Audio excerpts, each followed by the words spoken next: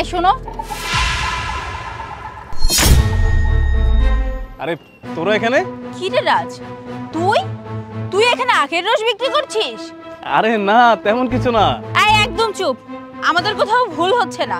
আমরা নিজের চোখে দেখছি তুই এখানে দাঁড়িয়ে দাঁড়িয়ে আখের রস বিক্রি করছিস, আবার বলছিস যে আমাদের কোথাও ভুল হচ্ছে। ভুল কেন হবে? আমরা কি অন্ধ? আরে তোরা ভুল বুঝতেছিস, এমন কিছুই না। থাক থাক, তুই কি এখন বলতে চাচ্ছিস যে আমরা নিজের চোখে যা দেখছি সব ভুল? আচ্ছা রাজ, এই যে তুই ভার্সিটিতে এত কথা বলতি, আমরা তো একসাথেই চলাফেরা করেছি, কই তখন তো বলতি যে আমি পড়াশোনা শেষ করে বিজনেসম্যান হব, আমার লাইফে সবকিছু আমি ফিউচার প্ল্যান সুন্দর মতো গুছিয়ে নিয়েছি। দেখ, তুই কিন্তু ভুল বুঝতেছিস, মানে তুই যা দেখছিস আসলে এমন কিছুই না। আমি আখের রস। আচ্ছা রাজ, এটাই কি তাহলে তোর বিজনেস প্ল্যান? এটার কথাই তুই আমাদেরকে এতদিন বলেছিস, তাই না? আচ্ছা থাক, আমরা বুঝতে পেরেছি। বাদ দে, আমার বয়ফ্রেন্ড খুব বড় একটা কোম্পানির মালিক। তুই চাইলে আমার বয়ফ্রেন্ডের কোম্পানিতে জব করতে পারিস, যদিও আমার বয়ফ্রেন্ডের কোম্পানিতে শুধুমাত্র পিয়নের পোস্টটাই খালি আছে। আর আমার তো এখন ঘৃণা হচ্ছে যে তুই আমাদের বন্ধু ছিলি, একসাথে আমরা ভার্সিটিতে পড়াশোনা করেছি। ছি ছি, লজ্জা করতেছে যে তোর মতো একটা ছোট লোক আমাদের সাথে পড়াশোনা করেছে, আবার একই সাথে চলাফেরা করেছি। যাই হোক, তোর কাছ থেকে আখের রস খাওয়ার না আমাদের কোনো ইচ্ছে নেই। এই চল তো চলে যাই এখান থেকে। এটা আপনার কাম না। আপনি এতক্ষণ আমার লেগে ওনাকে অনেক কথা বললেন, কথাগুলো শুই না আমারও খুব খারাপ লাগলো। দেন আমার গামছা আপনি আমারে দিয়ে দেন, আপনি আপনার আসল রূপে ফিরে যান। আগের রূপ মানে? ও নিজেই তো আগ বিক্রি করে আপনার মতো, ওর আবার কিসের রূপ? এই এক্সকিউজ মি, একদম মুখ সামলে কথা বলুন। এতক্ষণ আপনারা বলেছেন আমি শুনেছি, আর এখন আমি বলবো আপনারা শুনবেন। আমাকে যা বলার বলুন, ওনাকে ফার্দার একটা কথা বলবেন না। কি জন্য বলছিলেন? আমি নাকি ভার্সিটি লাইফে খুব বড় লোকই দেখাতাম। আমি বলতাম যেন করে বিজনেস করবো আমি।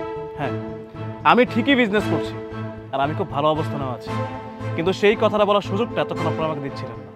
এখন আমার লজ্জা হচ্ছে যে আপনারা আমার ফ্রেন্ড হতেন একসঙ্গে। আমার ঘৃণা হচ্ছে যে আমি এমন মানুষের সঙ্গে কীভাবে ফ্রেন্ডশিপ করলাম। আমি যদি জানতাম যে আপনার এত নিচু মেন্টালিটির, আমি কখনোই অ্যাটলিস্ট আপনার মতো ফ্রেন্ডদের সাথে চলাফেরা করতাম।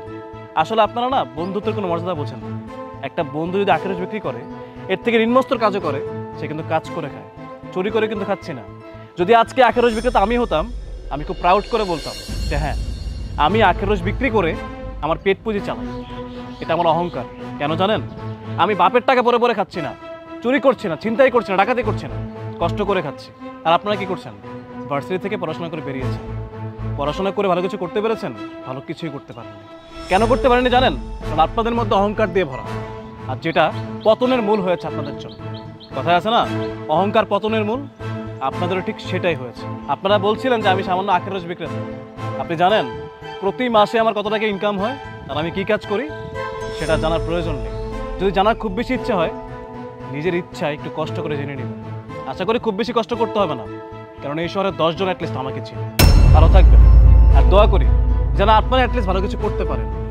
আর তার থেকে বড় কথা হচ্ছে নিজেদের মনুষ্যত্ব যেন একবার চেঞ্জ করতে পারেন, আর মানুষকে মর্যাদা দিতে পারেন। মানুষের ড্রেস আপ দেখে, মানুষের পোশাক আশাক দেখে, মানুষের কাজ দেখে কখনোই মানুষকে জাজমেন্ট করবেন না, এতে মানুষ কষ্ট পাবে। আচ্ছা আচ্ছা, আমি আসলে চেয়েছিলাম যে আপনার জায়গায় দাঁড়িয়ে একবার দেখতে যে আপনারা কতটুকু কষ্ট করেন। আমি দেখুন না, এই যে রস বানিয়েছি, এটা আপনি খান।